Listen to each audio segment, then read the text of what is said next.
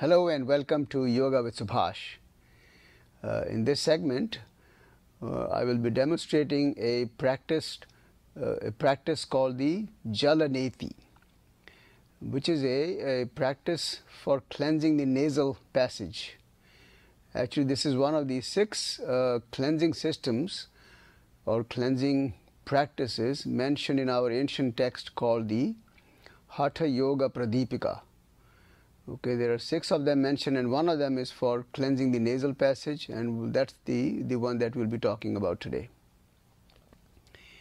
The word Jala means water, so it's a water cleansing system. And to do the practice, you need a neti pot. So it's a pot, which one of the pots that you can look at it is the one that I have. This is made of plastic. Now these pots are available in multiple shapes and sizes, different materials. You can get them in ceramic, you can get them in metal, copper, you can get them in stainless steel. And of course these days, because of the the nature, you can get them in plastic, which is unbreakable, so it is much easier to use that way. And it's easier to carry around. So if you're traveling, you can carry the plastic material. So you can buy them almost anywhere, and then what you need is to fill this with water, which is lukewarm, and also you need to add some salt into it. Now, in terms of the temperature, the recommendation that I've read is that the temperature of this water that you use for Jala Neti should be the same temperature as that of your tears. And also the amount of salt that you put in, so the saltiness of the water should also match that of your tears. Okay, so that's the guideline basically. So you're kind of emulating the temperature and the saltiness of your tears with this water. Now, having filled this with water, then you will go to your bathroom sink and tilt your head gently forward, and then tilt it to the side. And then what you will do is to place one side, the spout in one nostril, tilt your head forward, tilt it sideways, and then allow the water to go through the other nostril. Make sure you don't suck the water in, and make sure that you keep breathing through your mouth while you're doing this practice. You don't stop your breath. Also, when you put this spout in your nostril, it should match the passage of the nostril. Try not to press it against the wall of the nose, but push it just gently so that it is completely sealing the nostril. That way you will get the most optimum flow of the water through the nostril. Okay, so let me just go through the technique and show you how it is done. So assume that I'm standing in front of the washroom sink.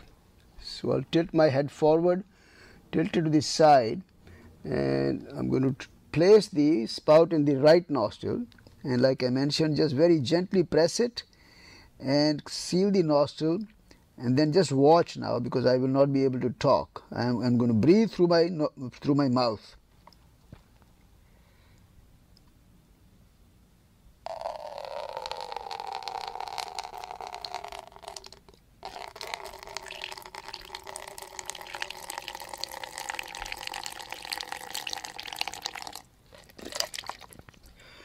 So as you notice, this is a fairly easy technique. So in terms of how much water you need, there are 2 ways you can do this. One is to empty the whole pot from one nostril, then blow your nose, and then switch over to the other nostril. The other technique is to empty half the pot in one nostril and then blow the nose and then go to the other nostril. Now when you do the blowing of the nose, try not to blow it too hard. It's a gentle blowing, just so that the mucus and the water comes out of the nostrils and you're able to go through the other nostril, and then the water should flow out freely through the other nostril. There should be no forcing, no sucking of the water. It's very important. And that's That's the basic technique. So now you will do the other side. I don't have to demonstrate that, it's the same technique. And you will just use the left hand and again do the same pouring of the water and let it flow through the other nostril. Now when you're done with the full pot, it is very important that you clean the nostrils of all water that might have stayed in there. So that's very important, and do that when you're standing on top of the washroom sink. You have to tilt your head forward, stay there for about 3 or 4 breaths, and then tilt the head all the way up and back and stay there for about 3 or 4 breaths, and then repeat this 3 or 4 times, and then you will notice that all the traces of water will drip out of your nostrils. And then again you blow your nose nicely, thoroughly, and you can actually blow it through one side first and then to the other side. Okay. And in addition to that, to rinse all the water out of the nostril, you can finally go back to your mat and then do the cat and cow stretch. So you'll put a sort of a towel in front of your under your nose, and then just do the cat stretch and the cow stretch, and you do that about 3 or 4 times, and this will also allow the water to completely rinse out of your nostrils. And then again finally blow your nose and you're good to go. Now a couple other questions that come up: how often you should do this practice. The normal recommendation is that you should try to establish a practice about once a week. Okay, so once a week you should do this practice, but if you have any inclination that you're coming down with something, then switch to once a day. So especially in the season when you have any indication of allergies, like in the fall or spring, you should try to do that once a week. Otherwise once a day, I'm sorry. So you should do that once a day when you have any allergies that you are likely to get. Otherwise once a week is great. It really helps keep the nostrils very clean. Your breathing becomes very smooth and easy, and it is one of the best practices to do before your pranayama practices.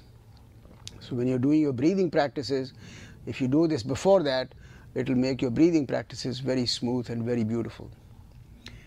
So that's the technique called Jala Neti. I hope you enjoyed this presentation and the demonstration. If you have any questions, please do not hesitate to contact me. I'll be glad to help you with any questions. You may also want to visit my blog and just search for Jala Neti. I have written a very detailed article on this technique, and on that blog you will see a large number of questions that people have asked, and I have tried to answer them. So through those question answers you will also get much better idea about this technique. So namaste and have a great day.